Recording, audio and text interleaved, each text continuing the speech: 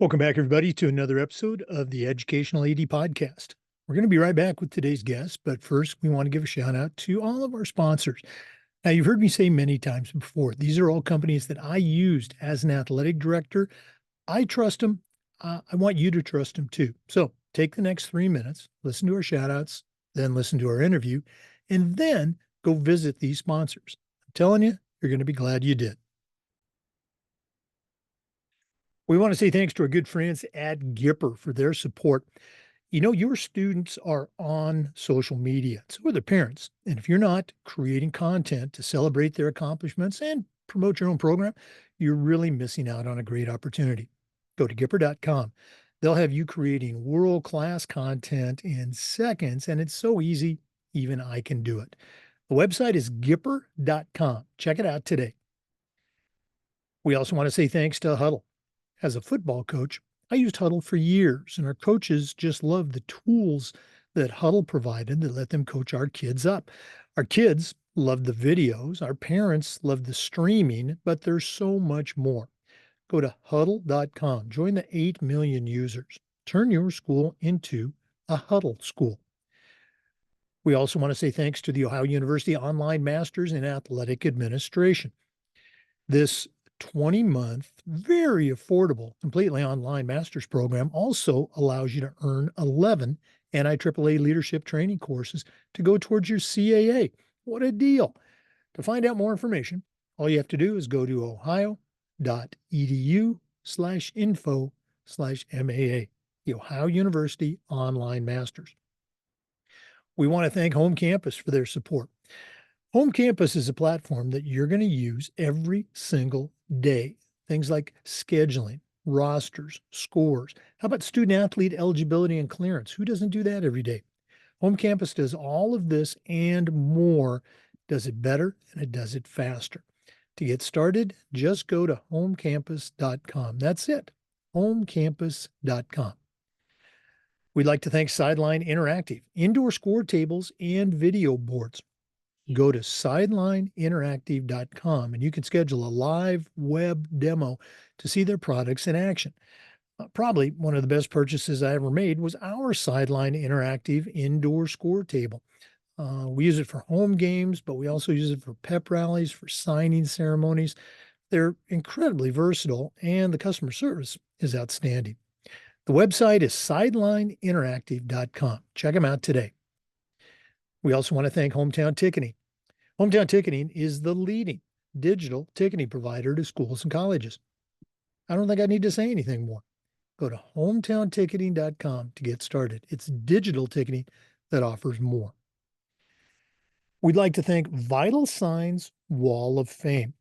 If you're looking for a really cool way to display your school record boards for all the teams, for all the events, or your school's Hall of Fame, go to vitalsignswalloffame.com.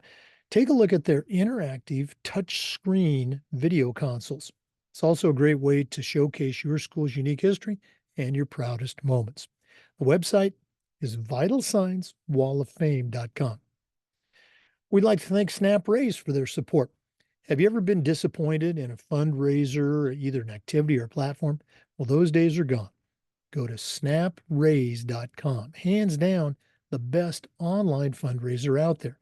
We used it at our school with great success. Our coaches loved it, our parents loved it, and it works. Go to snapraise.com. You can check out their other great platforms. But if you're looking for a fundraiser, you've just found it. Go to snapraise.com. We want to say thank you to Athletic Surveys by LifeTrack. You know, athletic directors already get feedback, but most of the time it's from a very small group that just wants to complain. Athletic Surveys will connect you to that group, but they're also going to connect you to the 98% that supports your program. And that information is incredibly valuable, especially when you're meeting with a frustrated parent, or maybe your principal, or even your school board. Go to athleticsurveys.com. They're going to create a custom survey that lets you take the pulse of everybody in your program. That's athleticsurveys.com. Hey, welcome back, everybody, to another segment of the Educational AD Podcast. We're staying right here in Florida, and I think this might be a first for us. Our guest today is Ryan Johnson. Ryan is a certified athletic administrator. He's the director of athletics at Indian Rocks Christian School, which is here in Florida, kind of on the Gulf Coast a little bit. Chris's superintendent, excuse me, Ryan's superintendent is Chris Hobbs, and longtime listeners of the podcast will remember we had Chris on in our very first season when he was the director of athletics at the Kings Academy. And now here, Chris's AD, Ryan, is joining us. So, Ryan Johnson, welcome to the podcast. Thanks for having me. Yeah, the Chris Hobbs shout out early on. I'm sure like that. I'll make sure he listens. You can tell him that we both mentioned his name. All right. Okay. Definitely. For our listeners, we're recording this on July 23rd. So in Florida, that's about a week before things get going with fall sports, fall sports kicking off, July 31st. But it's still not crazy busy. So Ryan's very grateful we're very grateful that Ryan's spending some time with us. Ryan, we always like to let our listeners have a chance to get to know our guests. So give us that quick bio, where you were born, where you grew up. Maybe take us up through your college years, and then we'll take a break. But what's the Ryan Johnson origin story? Yeah, so I'm a Floridian through and through. I was born in West Palm Beach, Florida. I grew up there. I went to college at UCF, and then went back to West Palm. So probably about 25 years of my life, of my 31 years on this earth, were in West Palm Beach, Florida. Very loved living there.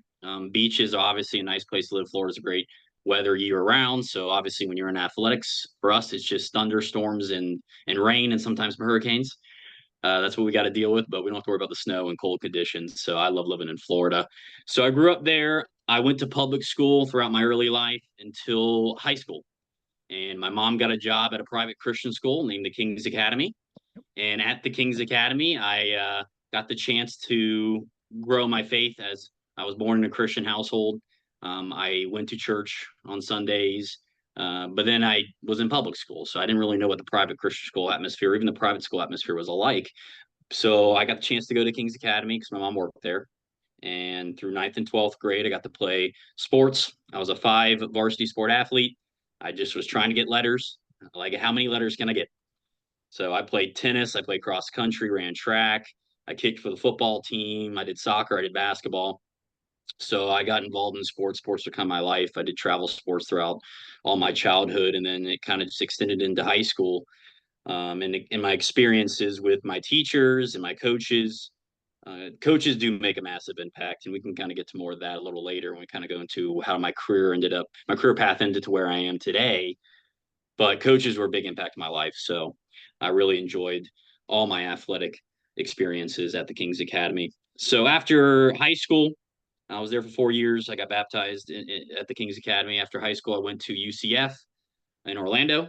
I got my accounting degree. So I had no thoughts of going in athletic administration. My thoughts were getting my CPA and becoming a CPA, a certified public accountant. That's what my dad's route. That's the route I was going to take because he told me there's jobs and you get paid pretty well. So I was like, all right, I'm pretty good at math. We'll go this route.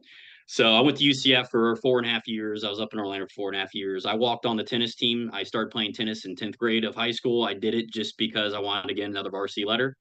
But I was all a team sport guy. I tried an individual sport and I realized, oh, I don't have to rely on anybody else. It's all about my ability. Like, it's only my mental ability out there and my physical ability. I only have to rely on myself. I thought that was pretty interesting, honestly. So I found a love for tennis. I took some lessons, started playing, and then in college, I met the coach through actually an intermediate tennis class. The coach actually taught a class. It was an elective. Went out there, started hitting. He was like, "Hey, you're pretty good. You should come out to practice one day." I came out to practice one day, found myself walking on. So I was a college tennis player for 2 years up at UCF. Got my accounting degree, and then I moved back to West Palm Beach, and I was gonna start studying for my CPA exam, sit for the CPA exam.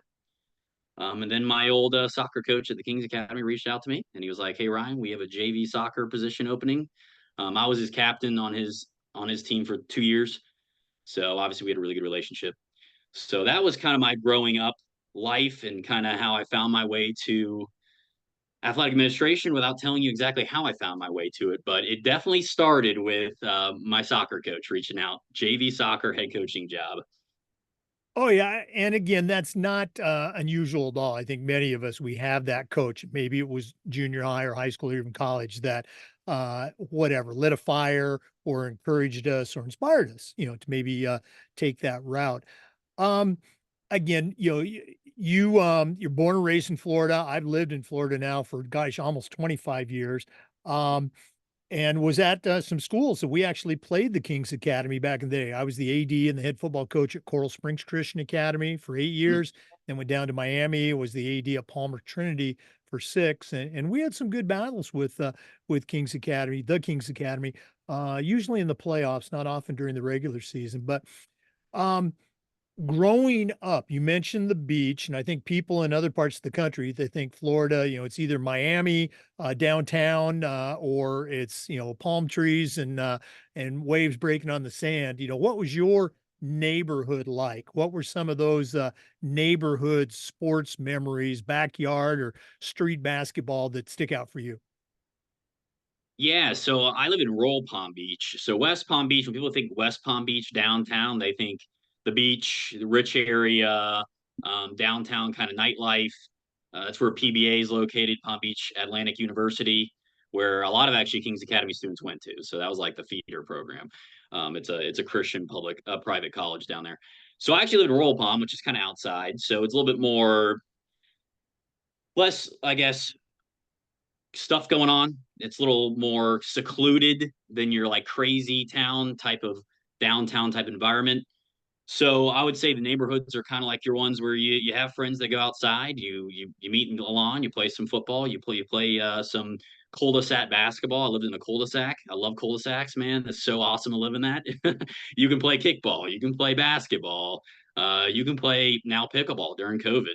We were drawing pickleball lines and putting up temporary pickleball nets up there and playing. So that's kind of environment I lived in. I played a lot of sports when I was young, so a lot of recreational stuff early on. So I started when I was 3, 4 years old playing rec soccer, rec basketball. My dad was coaching me, so that's where I really found the love of competing. And then I got really into the travel sports with travel soccer, travel basketball. When I picked up tennis, started playing tournaments of that nature. So it was just Saturdays were just let's go to the field and let's watch some sports. Like that's what it was in my family. My dad was living vicariously through me because he was that person and he wanted me to be that person. So it was a lot of just, man, I love getting outside and playing. I think that's what a little bit this generation is missing is getting outside and playing because that's where a lot of my kid childhood memories come from. Right. Now you mentioned the cul-de-sac, but you left out cul-de-sac wiffle ball. I mean, you got the Oh yeah, oh stadium yeah. right there. Did you guys ever have any wiffle ball games out there? Yeah, we actually had a pretty good backyard. So just so we could slide and stuff and dive, and we're not diving on asphalt. I think that's where we kept the coldest. We kept the wiffle ball to the field, to the grass space. All right. We have to see if there's any video from those days that we can post on the Indian Rocks website. Yeah. Let's go and take our first break. Our guest today is Ryan Johnson. He's a certified athletic administrator. He's the director of athletics at Indian Rocks Christian School, and that's right here in Florida. Let's take that break, but we're coming back with more. This is the Educational AD Podcast. We want to say thanks to our good friends at Gipper for their support of the podcast. Your students are on social media. A lot of your parents are too. And if they're not seeing content that's promoting their students' accomplishments or even your program, you're really missing out on a great opportunity. Go to Gipper.com. They'll have you creating world class content in seconds, and it's so easy, even I can do it. Go to Gipper.com, the official social media graphics solution for the podcast. We also want to say thank you to our friends at Home Campus. Home Campus is a platform that you're going to use every single day.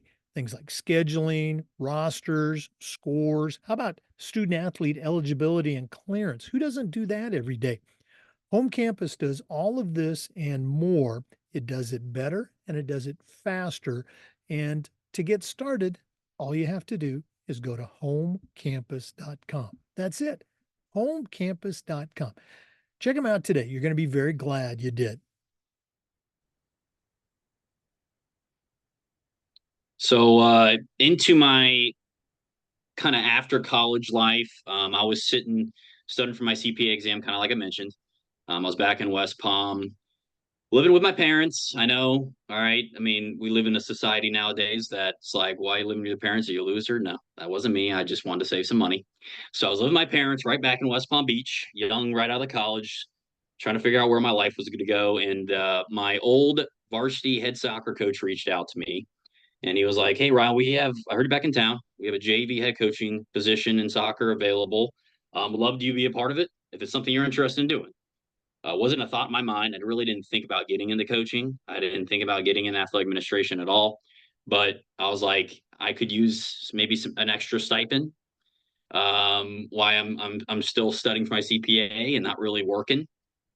So I was like, I'll do it. I love my coach. He was a great guy, a great leader, a great Christian influence on me. So I really loved him and I wanted to give him an opportunity. I wanted to help him out. So I was like, I'll go do it. So I did that for the first year. I got into the King's Academy. This is at the King's Academy again, where I graduated and went to in my high school years. So I went there and I coached JV soccer as a 21-year-old. And I kind of got a feel for what athletics was from a coaching aspect, um, kind of teaching and ministering to young students that I used to be really not that long ago. It felt like that. But also, I got to see what the inner athletic department was all about.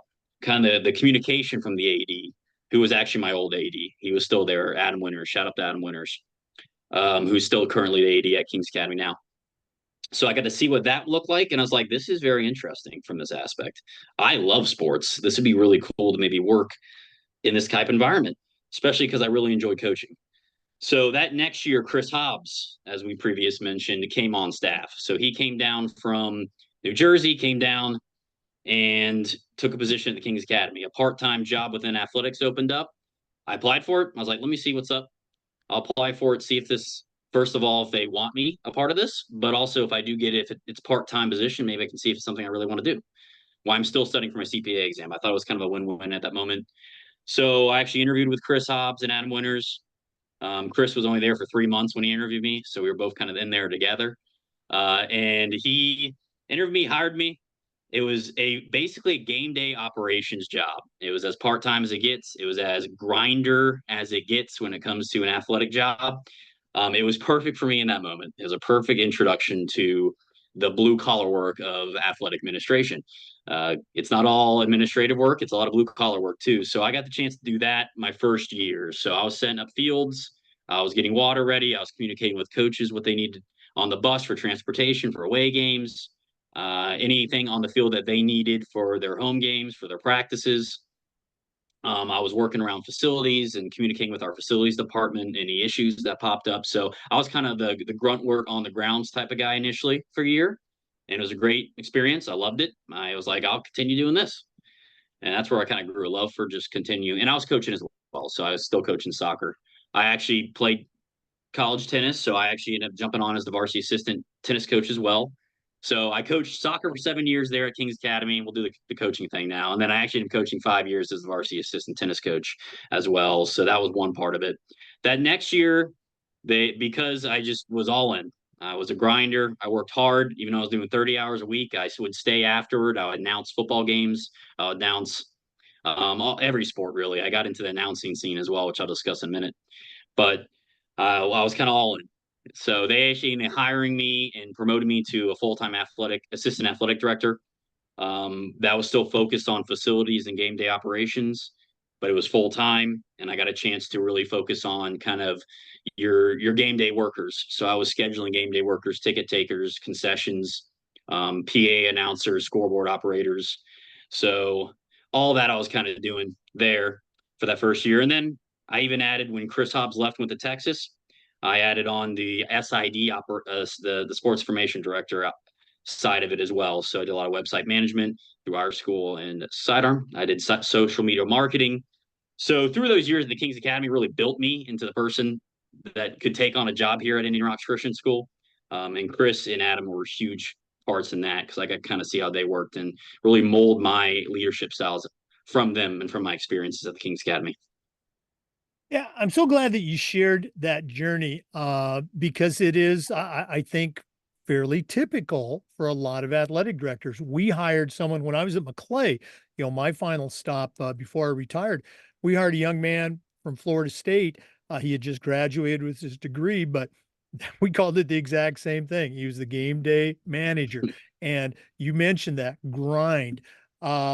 He set up chairs, he set up pylons, he painted fields, he did it all. And it was that grind that any AD understands after they've been in the job for a while. But I think a lot of people who aspire to be ADs, they just see and I guess I'm struggling to find out where it is. The glamour in being an Yeah. AD. They think we're sitting up with our heels up on the desk, waiting for the basketball game to start. Um, very cool. And I know that now, as an athletic director, or even in those days as an assistant AD and taking on those other roles, wearing those hats, that you can look back on those days where you were grinding and that you're still doing some of those things, at least from an organizational standpoint today. Yeah, for sure. I mean, I'm paying field still. And so in some aspects, I got some help. So I got a great full-time assistant athletic director. He's fantastic. But yeah, no, I'm out there on the fields a lot, making sure our facilities look good, painting fields, setting up fields. So all that stuff is still part of it, which is why I'm really blessed I got to go through that whole process, as you mentioned, and got to start from there doing the grinder work, got to do some of the SID work. And then now I get to kind of put that all together and add the administrative work to it. So now I'm putting it all together, but I understand each area, each dynamic, each responsibility, and can help those that maybe I'm delegating those responsibilities in some aspects to help them run it to the level that we want to. So for sure, it's been a blessing that I went through that process, and it's really sculpted me into the person I am and the athletic administrator I am today. Now, none of us, even if you do the job for, 20 or 30 years, you never know everything. There's always something that you can learn. As you were going up the ladder, if you will, from part-time to assistant AD and adding these various roles, even now as an athletic director at your own school, the expression, you don't know what you don't know. Can you remember at one of those steps, Hmm. something that came up and you go, hey, I didn't know I had to do this. Anything stick out?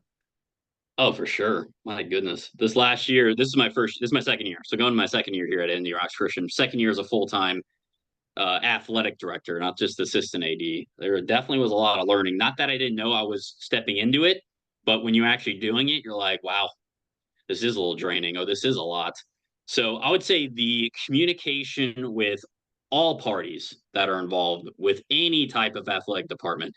So from the parents, so talking to them and getting emails from them, having meetings with parents, that brings a different layer and aspect to it from just being able to listen. I always just like, hey, yes, and I'll meet with you. I'll meet with you and listen and hear you out and hear if you have complaints, I'll hear them out and hear what your opinion is and where you're coming from because they do get to see things from a different scope and a different area of the athletic department. They're in a different spot where they get to see things differently than I get to see them. So I'm always willing to open and to hear those discussions. Then with your coaches and how you adapt to dealing with each one of your coaches because they each are different personalities. They each do different things well.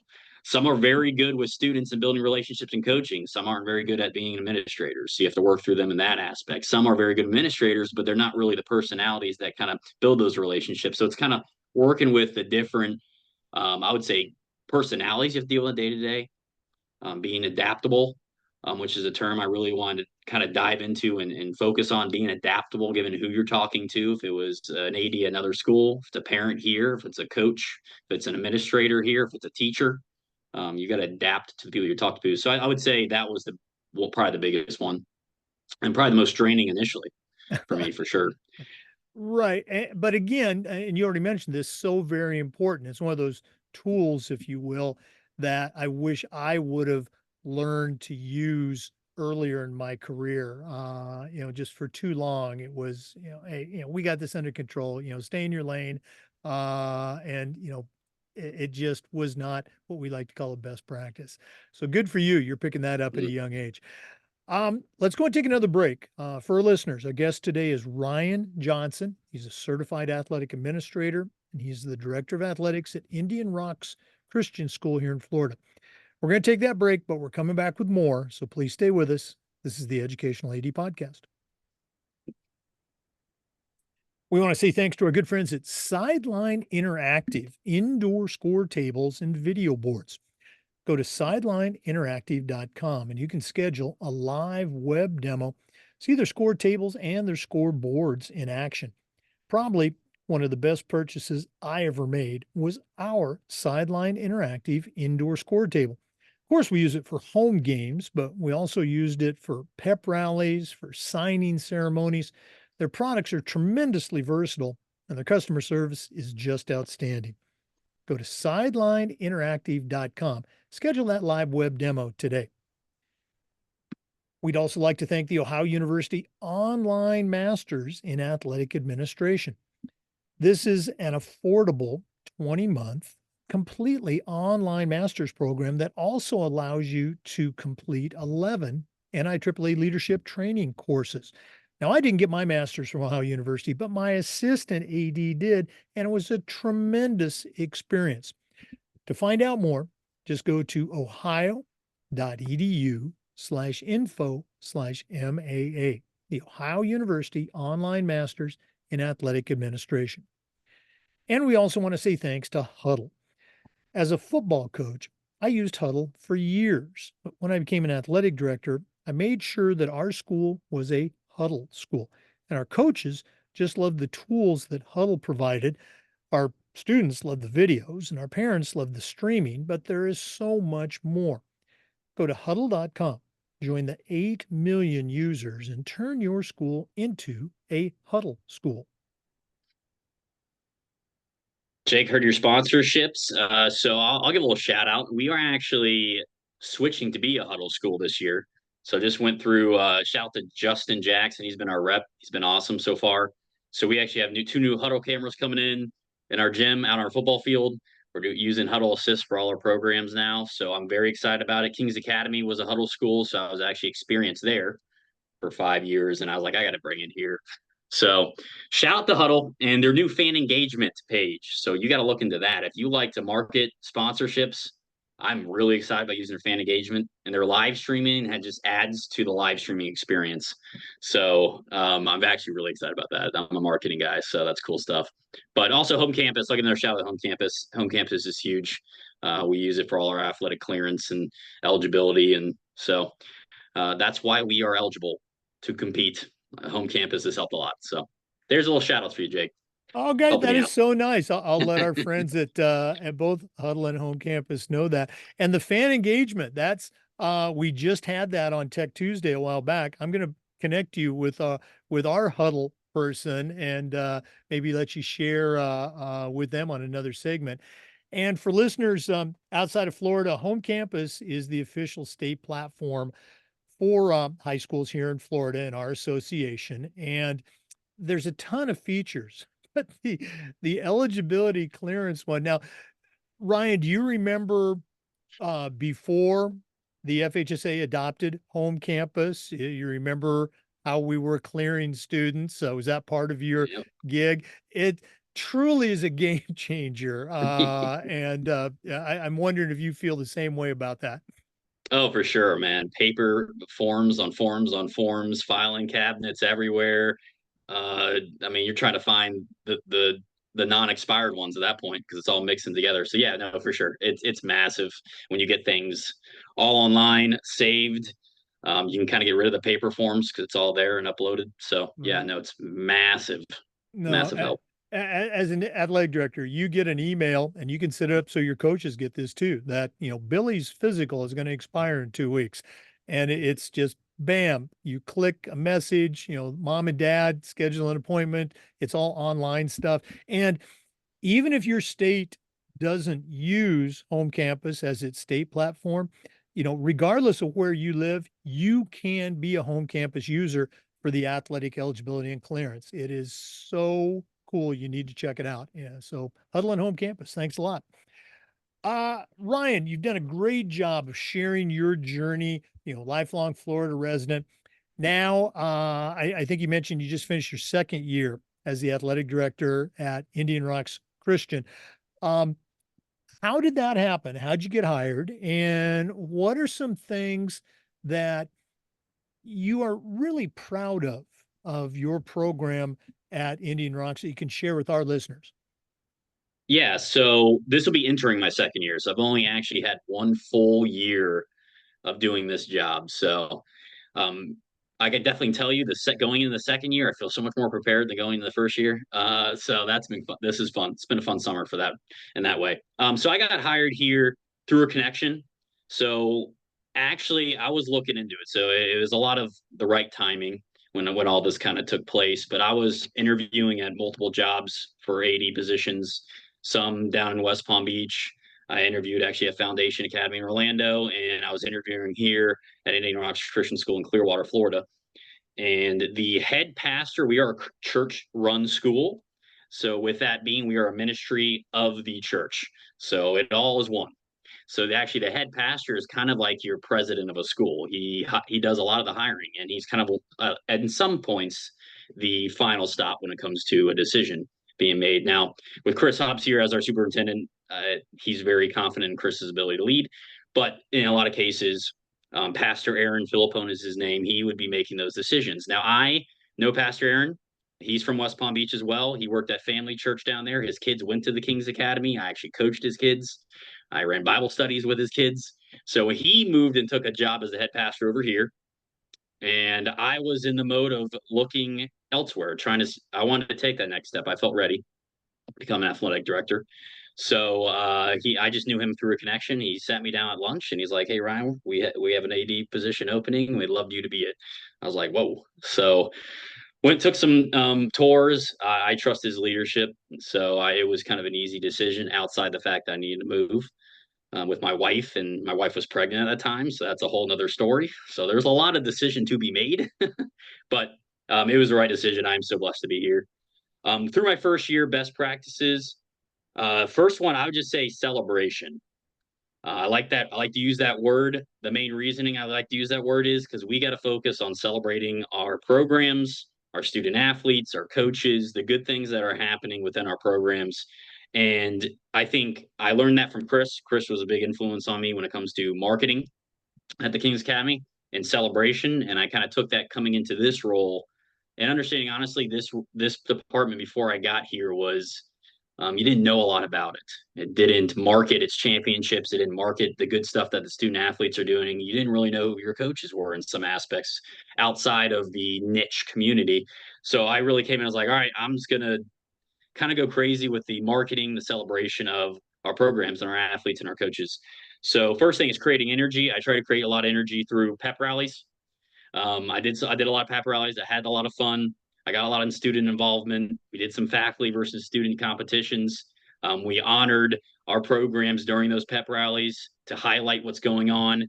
So our whole student body was aware. So our faculty was aware. So our other coaches were aware what's going on. Signing days, made a big deal about our signing days, our college athletes that are signing.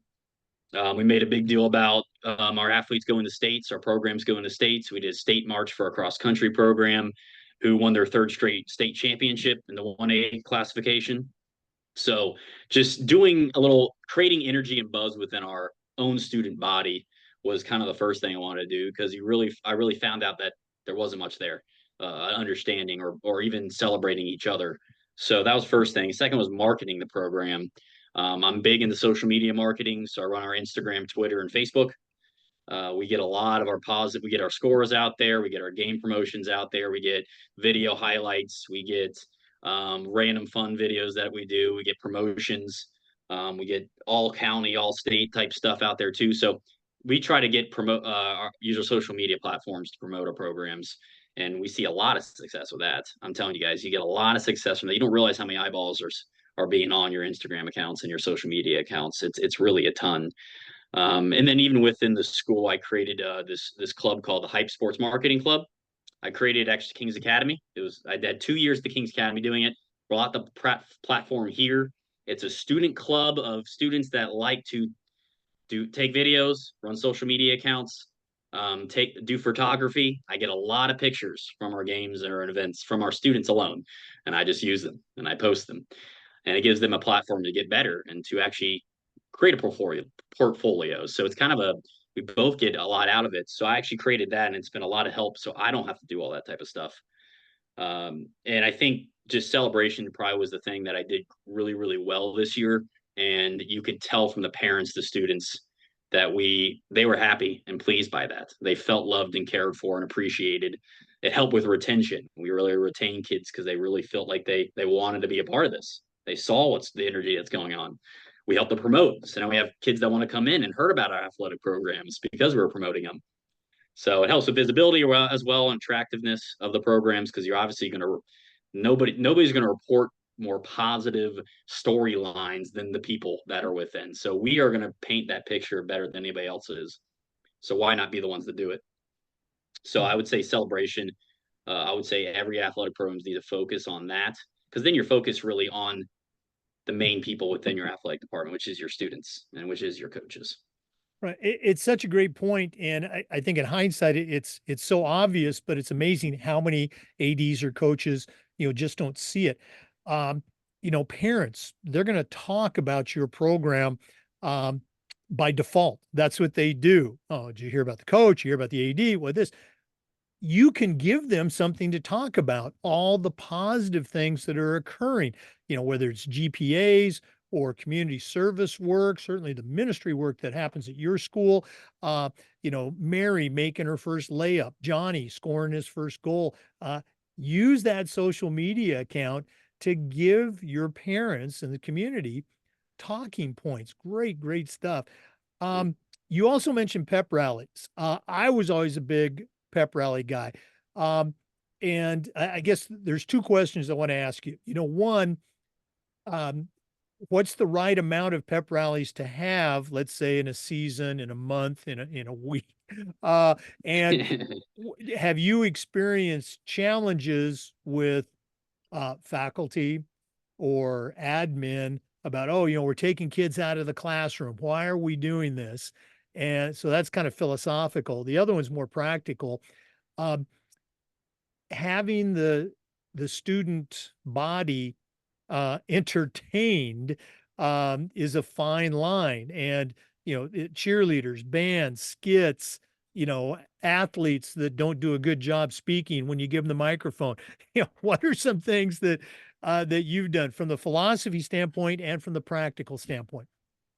Yeah, that's a great question because pep rallies can really go any direction, kind of like you mentioned. I'm not bad on a mic. I mean, I have an announcing background, so I've done a lot of sports announcing. I used to do it at FAU. I did it all throughout my work at the King's Academy. So I trust myself on the mic to be filtered, to be efficient, moving it through. Because the thing about pep rallies also, you have 40 minutes, or at least we do. We go from 2:25 to 3:05. So that's my timetable. I can't go over. I can't go under. So I have to be efficient with that time as well. So I think the first thing would be find a good MC. You want a good MC, somebody that can entertain the crowd, can be efficient with the time, but also can obviously you don't want to go to a point where you're inappropriate or saying things that you probably shouldn't be saying. And sometimes that's where the students would go. So we don't really necessarily let students lead the pep rallies when it comes to that part.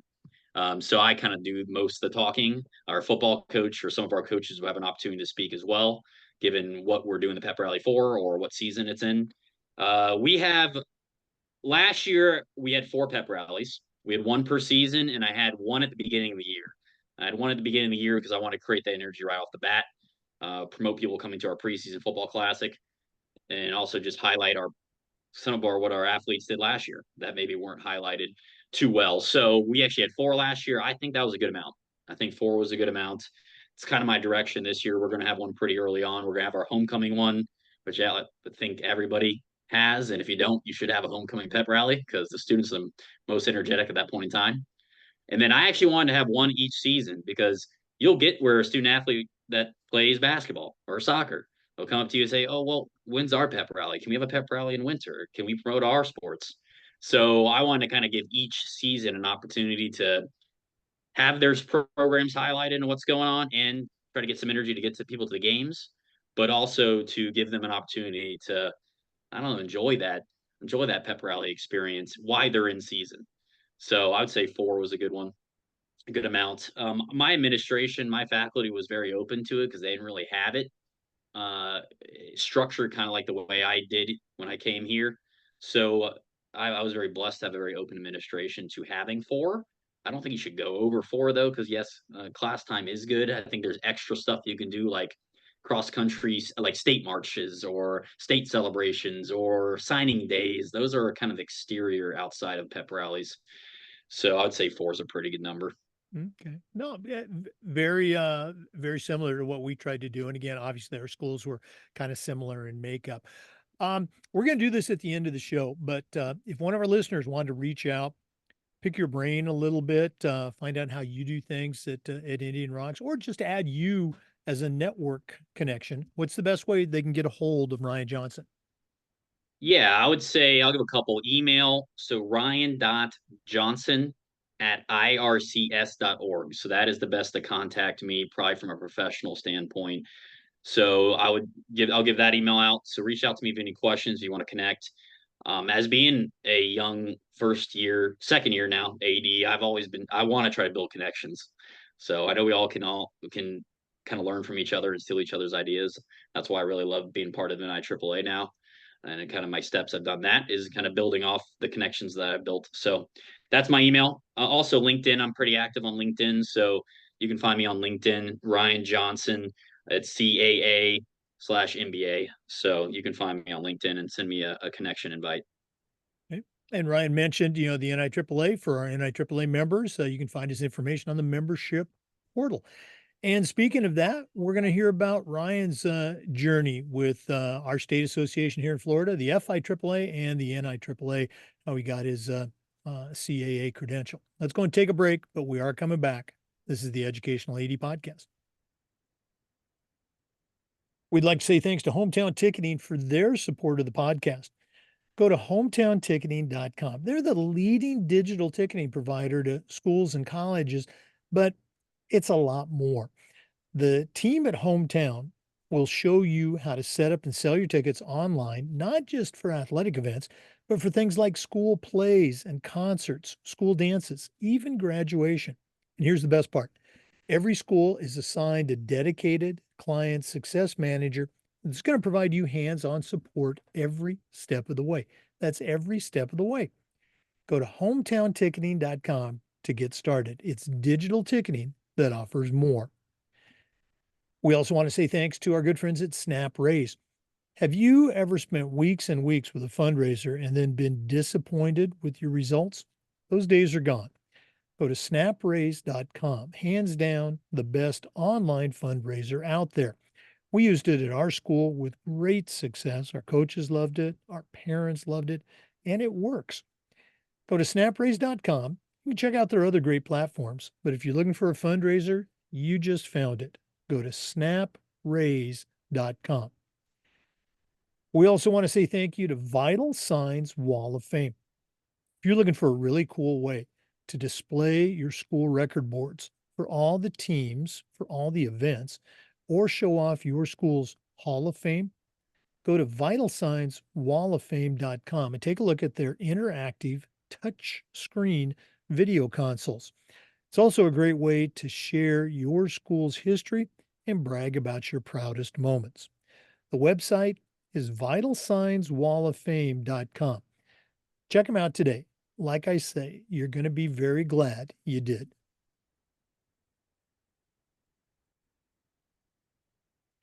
Welcome back, everybody, to the Educational AD Podcast.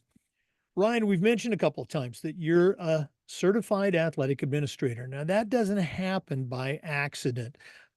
We get a lot of people that are new to the profession, either younger ADs or people who maybe come to athletic administration later in their career. And I think it's important for them to hear about the journey that we all take with, the LTI courses and our state association. So share, if you can, your journey with our state association and with the NIAAA. Yeah, so I was introduced when probably my second year into being assistant athletic director at the Kings Academy. Chris Hobbs, who was a big influence on my development, was a big uh, contributor and also member of the NIAAA. So he kind of got me involved in that. And he's like, Ryan, I know this is something that you want to continue to build on. I was a young assistant AD trying to figure out where I wanted to take my career at some point, if that was become an athletic director, which I definitely ended up getting to that mindset. He was like, hey, I think you need to start taking some of these courses, become a member. You can learn a lot. And there's even things that I didn't even realize were big highlights or things that I even really should know until I started taking those courses. So he pushed me to get my RAA. So I became a member. I started taking the LTI courses. So I took the first three, that which are the requirements to get an RAA. So probably the biggest one of those three, I would say, was the strategies for organizational management. That one was my opening to the administrative duties of an athletic administrator. Being an assistant AD who didn't really do a lot of those things when it comes to scheduling and creating facility usage schedules, which I remember I think one of the tasks of that class was to create one of those. They gave us a scenario, we had to create one using our facilities and putting in practice times at different levels, middle school, JV, varsity, and fitting that all into a schedule. I was like, whoa, okay. Now I kind of know what Chris and Adam are doing up there. I feel bad for them. So that was kind of eye opening. It was cool. It just allowed me to understand all the layers that athletic administration at the middle school and high school level has. So I ended up getting my RAA in 2019, actually. So that was a little bit of a while back, but that really pushed me to say, okay, I want to be I want to be an AD.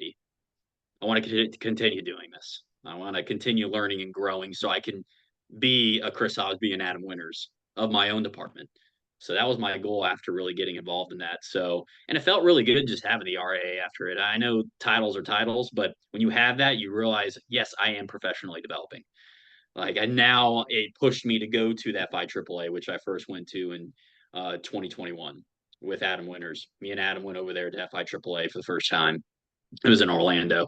So it pushed me to go do that. And that opened my eyes to all the different vendors that are even available. I didn't realize how many different options we had with every different little thing that we're looking to add to our department or that we need to run an athletic department or an athletic event.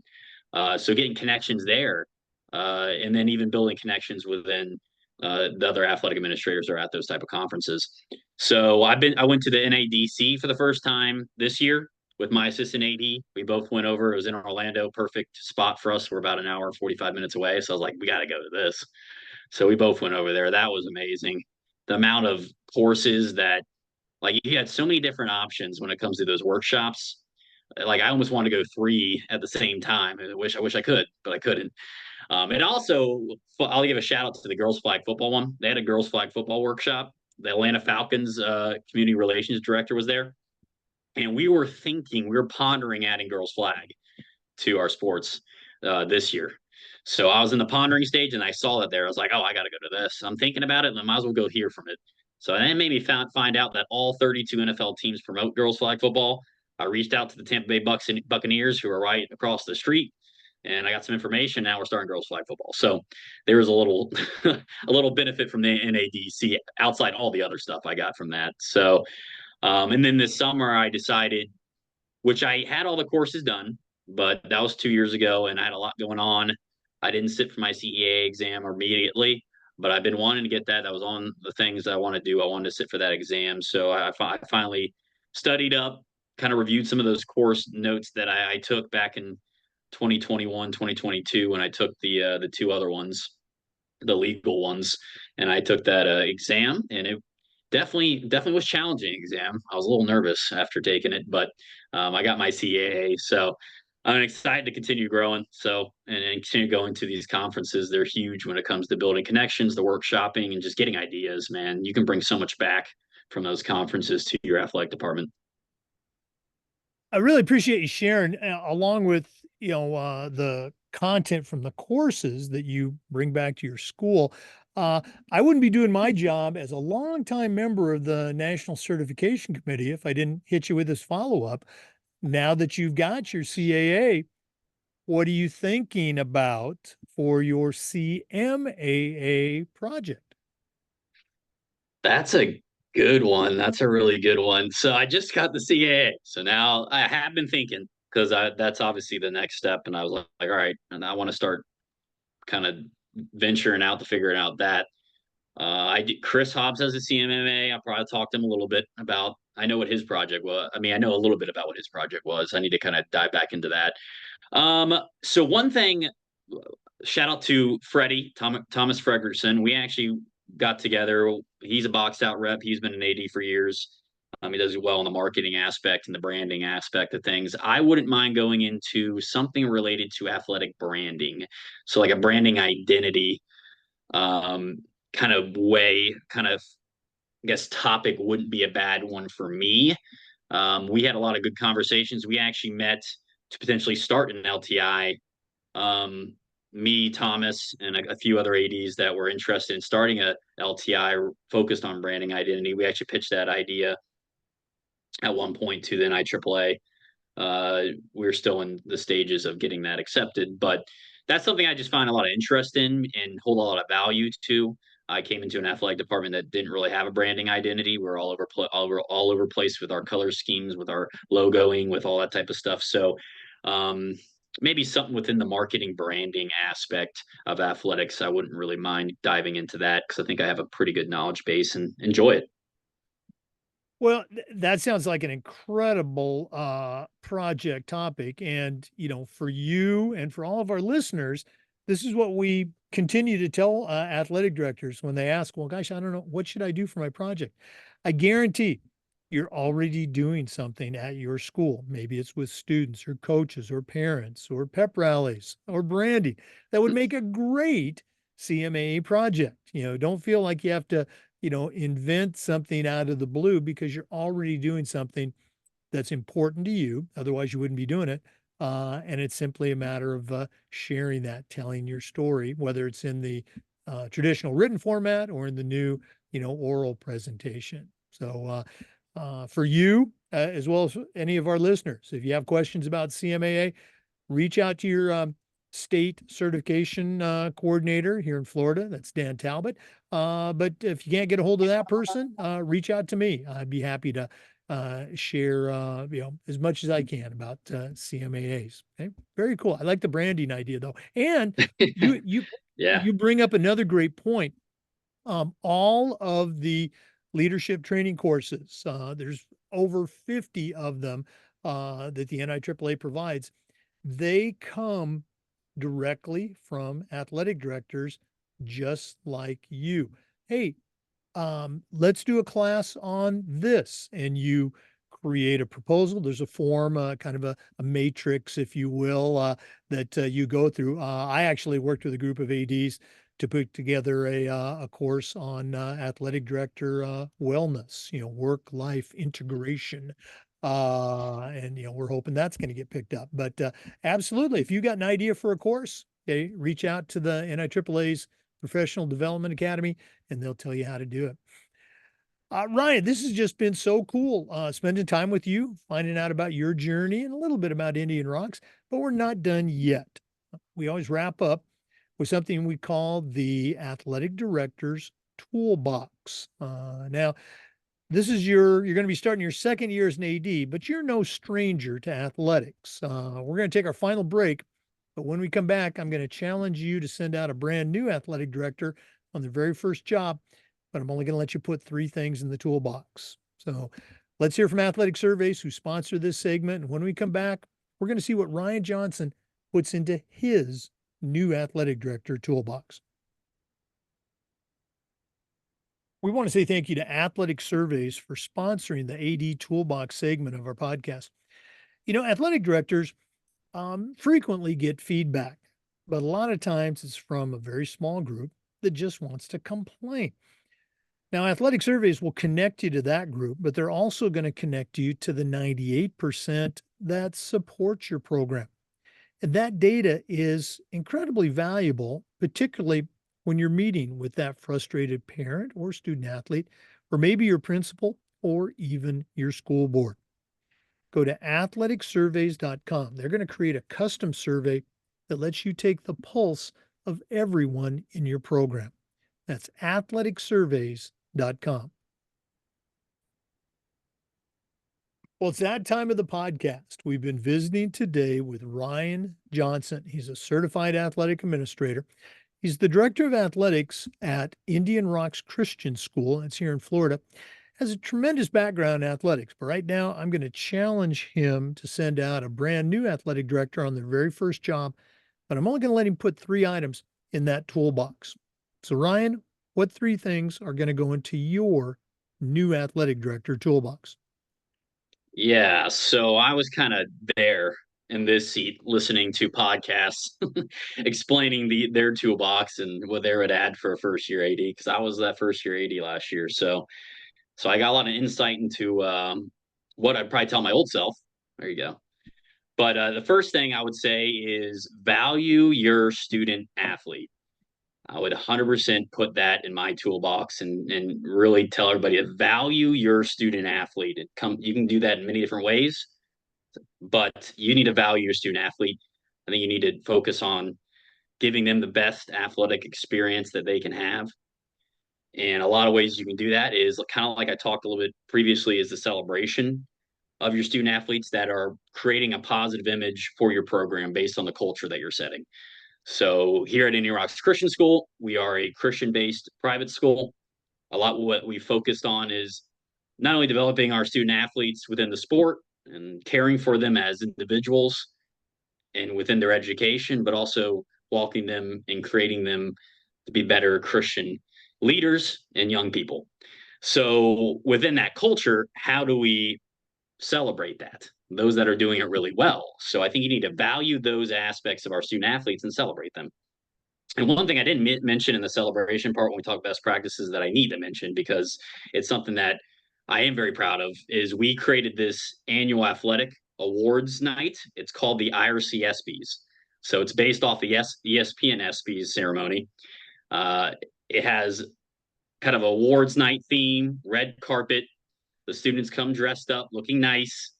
They walk in. There's a photo booth. There's gift baskets that if you're a varsity athlete, you can put a ticket in there and get drawings, and you can win some stuff.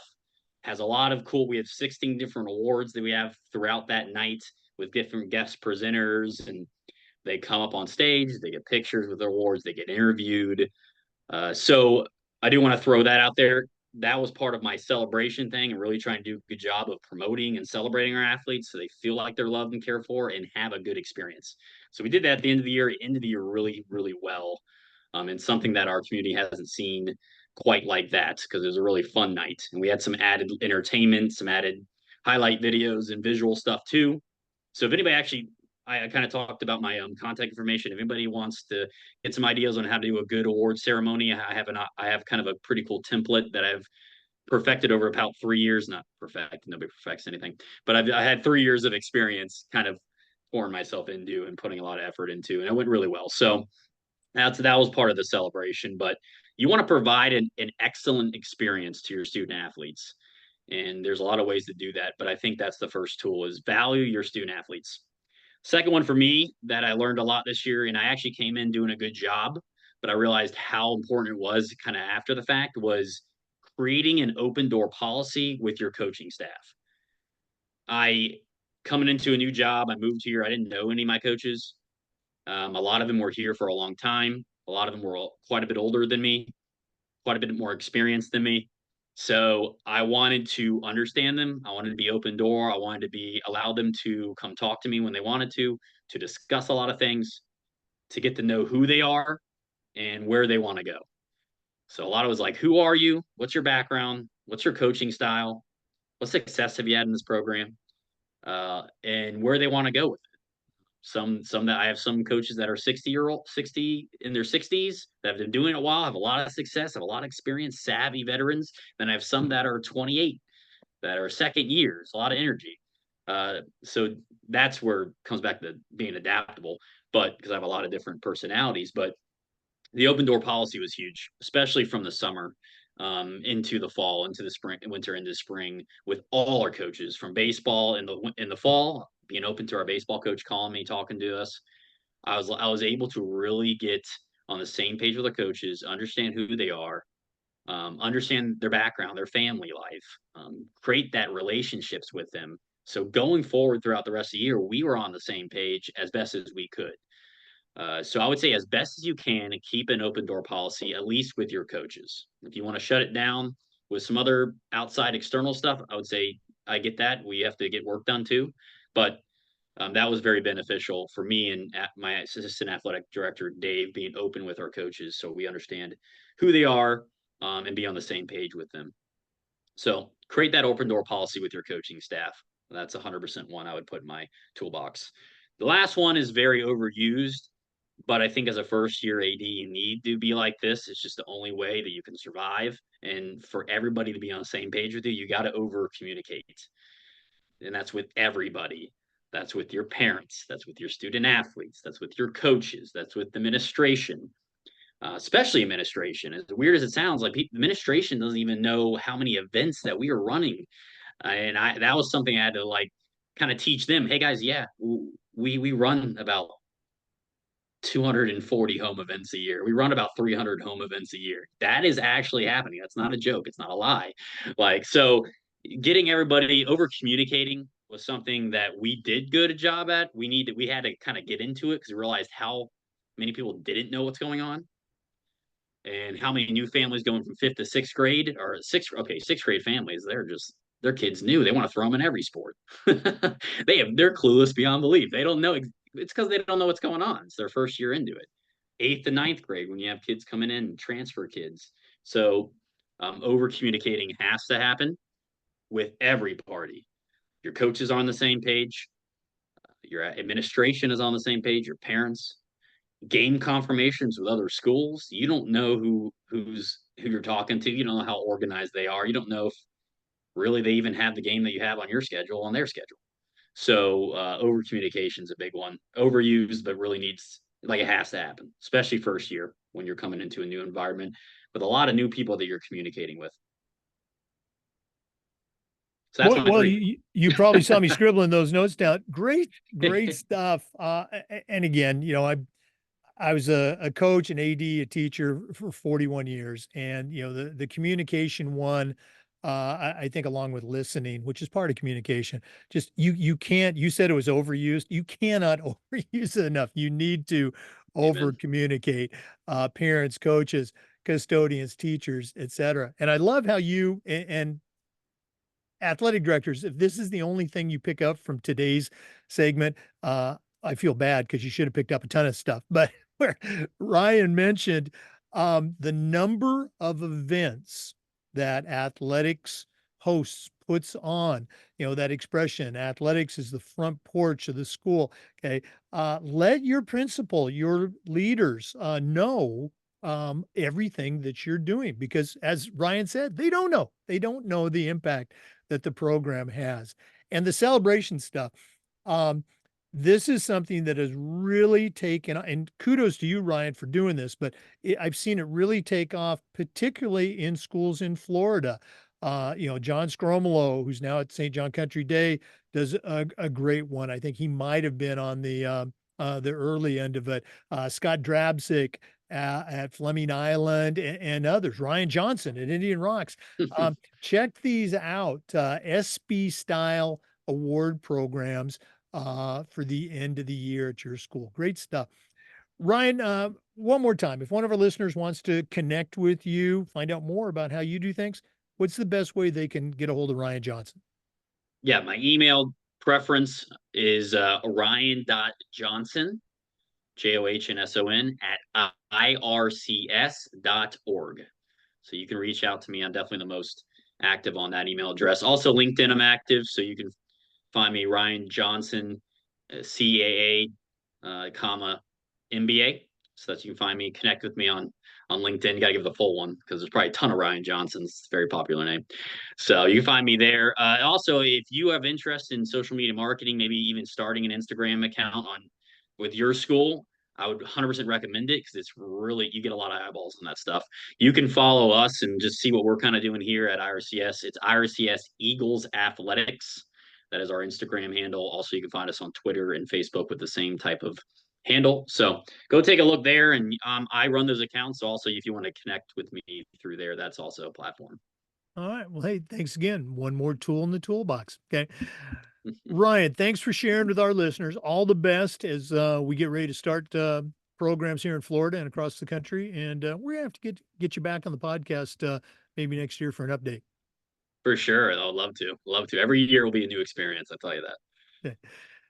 We also want to say thanks to our listeners and remind you that we upload these Zoom recordings to the Educational AD Podcast YouTube channel. We do this just about every day, sharing stories and best practices. So we hope you'll come back next time for another episode on the Educational AD Podcast.